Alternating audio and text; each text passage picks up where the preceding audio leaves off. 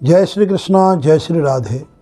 आज प्रियजनों, मैं आपके सामने दान का महत्व अनेकों बार में जिक्र कर चुका हूँ और दान की परिभाषा अत्यंत गंभीर और श्रेष्ठ होती है। हम किस चीज़ का दान करेंगे, उसके क्या क्या फल की प्राप्ति होती है, समय समय पर मैं आपको बताता रहूँगा। आज मैंने जो विषय चुनाए हैं और जो आपको मैं अवगत कराना चाहता हूँ कि कुछ जो महादान होते हैं, उन महादानों में भूमिदान का भी एक बहुत बड़ा महत्व होता है। भूमिदान अगर आपने किया है तो धर्म, अर्थ, काम, मोक्ष जो हमारे मानव जीवन के 4 पुरुषार्थ हैं वो तो आपको मिलेंगे ही मिलेंगे। कुछ दान महादान क्यों कहलाते हैं? देखिए, आपने भूमि का दान दिया, भूमि के दान की परिभाषा भी मैं समझाऊंगा, और उस भूमि पर मंदिर का निर्माण हुआ या कोई बगीचे का निर्माण हुआ या कोई धर्मशाला का निर्माण हुआ, और आपका जीवन तो अपने निर्धारित समय पर हर किसी का जीवन पूर्ण होता है। धर्मशालाएं, बगीचा, मंदिर ये हजारों साल तक रहते हैं, सैकड़ों साल तक तो पक्का ही रहते हैं। उस अवधि में आपकी जो आत्माएं, आपका जो जीवन है, वो जहाँ जहाँ पर जन्म लेगा वहाँ पर जो अक्षय पुण्य, भूमिदान का क्या गया, अक्षय पुण्य, जिस पुण्य का कभी क्षीण ना होता हो, जन्म जन्मांतर तक जो हमें पुण्य होता है वो भूमिदान का प्राप्त होता है। श्रीमद् भागवतम के अनुसार जो भूमि का दान है, महाराजा बलि ने हमारे जो भगवान श्री वामन भगवान है, वामन भगवान को 3 पग भूमि प्रदान की। उन 3 पग भूमि का परिणाम आज तक आप जानते हो कि संपूर्ण विश्व में राजा बलि अमर हो गए, क्योंकि जो हमारे 7 चिरंजीवी हैं उनमें बलि का भी एक नाम आता है। तो भूमिदान उनके जीवन का एक सबसे बड़ा अहम बिंदु है। अब वो आप कहोगे वो तो तीनों लोकों के स्वामी थे, तीनों लोकों के स्वामी ने 3 लोकों में दान कर दिया, हम इतने कहाँ हैं?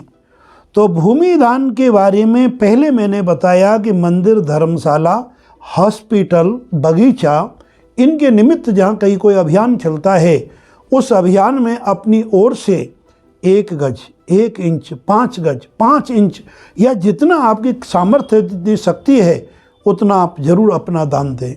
उस दान से जीवन में आपको बहुत ही सुकून, बहुत ही सफलता और बहुत ही आनंद की अनुभूति आपको प्राप्त होती है, इसमें कोई संदेह नहीं है। इसका एक दूसरा रूप और भी है। भूमिदान से यद्यपि हमारे जीवन की समस्त मनोकामना जिस प्रकार से कल्प वृक्ष के नीचे बैठ कर के पूरी हो जाती हैं, उसी तरह से भूमिदान से हो जाती हैं। अब दूसरा भूमिदान का एक प्रत्यक्ष रूप और बता रहा हूँ। वो भूमिदान क्या है? बहुत से ऐसे गरीब लोग होते हैं और आपके पास अपार संपदा है, तो ऐसे कुछ गरीब लोगों को बसाना, लेकिन पात्र को ऐसा नहीं कि जैसे झुग्गी झोपड़ी वालों को मकान देते हैं, उनको बेच के फिर झुग्गी झोपड़ी में चले जाते हैं। कोई ब्राह्मण हो तो अति उत्तम है। यदि आप में से किसी की शुक्र की महादशा चल रही हो और शुक्र की महादशा में यदि कोई व्यक्ति अपने शुक्र को प्रसन्न करने के लिए भूमि यानी एक मकान जितनी आपकी क्षमता है और उस मकान में कुछ दिनों का राशन, मिनिमम 1 महीने का, और बाकी आप जितना देना चाहें दें। मैंने इस दान का प्रत्यक्ष अनुभव अपनी आँखों से देखा है। बाल्यकाल में जब गिरिराज जी ब्रज भूमि में हमारा अध्ययन का समय था, तो एक हमारे बहुत ही परिचित, उनकी शुक्र की दशा आई। उस समय हम अपना अध्ययन कर रहे थे। हमारे गुरुदेव ने बताया कि आप सक्षम हो, कैपेबल हो, किसी ब्राह्मण को आप भूमि दान कर दो, मकान बना दो। उस समय सस्ते ज़माने थे। उन्हें एक मकान दान दिया, एक ब्राह्मण को 2 कमरों का, कुछ उसमें और भी जगह थी, और 1 साल का राशन भी देते थे, जहाँ तक मुझे याद है। मैं नाम नहीं लूँगा, लेकिन उस व्यक्ति के जीवन में जो प्रगति हुई है वो अकल्पनीय है।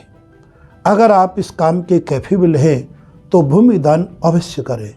हमारा वेद, हमारे पुराण, हमारे इतिहास इस भूमिदान को स्थायी दान कहते हैं।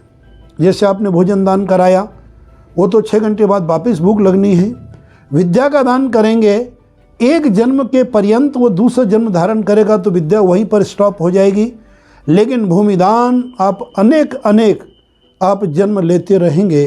भूमिदान का प्रभाव आपको जीवन में सुख और समृद्धि, यश और ऐश्वर्य की प्राप्ति प्रदान करते रहेंगे।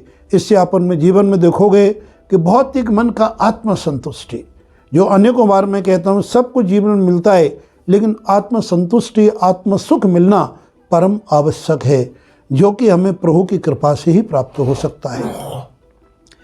कर्ज करके दान देने का कहीं कोई प्रमाण नहीं है। आप कैपेबल हैं तो ही दान करें, चाहे जितना भी आपकी शक्ति उस प्रकार से करें।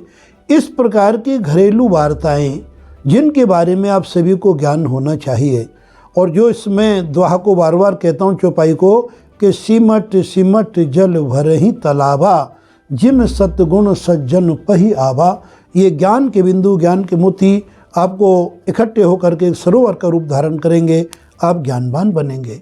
इस ज्ञान के बिंदु को मैं चाहता हूँ कि सर्वत्र इसका विस्तारीकरण हो, इसका प्रचार हो, इसका प्रसार हो, ये सब लोग ज्ञानवान बने।